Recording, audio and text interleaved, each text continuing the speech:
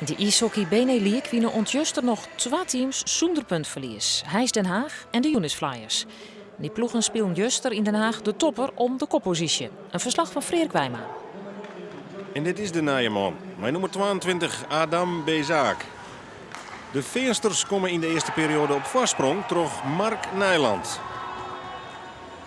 Trainer Mike Neesen wil vol uiteenzetten in de tweede periode. Want de Flyers beginnen met een man minder op het ijs. Maar ze scoren wel. Het is Adam Bezaak met de 0-2. De Slovaak is dan wel nij bij de Flyers, maar hij weet het net goed te vinden. De Hagenezen toch wat waarom via Raymond van der Schuit. En de 2300 man op de tribune krijgt weer hoop. Maar dat wordt het net lang. Maar een man meer toont Marco Postma verwoestend zien weerde en knalt de Ian Traaien binnen. In de tweede periode beziekt Den Haag alles om er nog een wedstrijd van te matchen. Van 4 en achter komen ze waarom ont 5 traaien. Doelpunt van Joey Oosterveld. Maar de volle inhaalrace levert ook een soort frustraties en straffen op.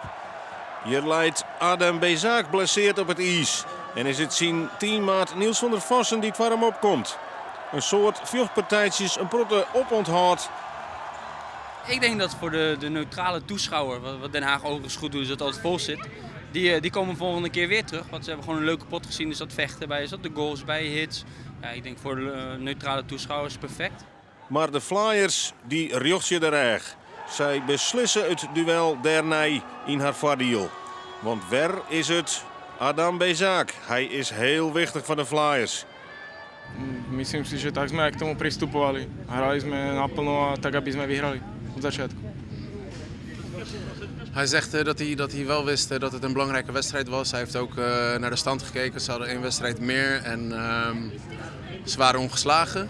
En hij is blij dat we goed hebben gespeeld. En de topper wordt beslist in het voordeel van de Flyers. Toch de tweede treffer van Adam Bezaak. Eindstoon, Trijesson.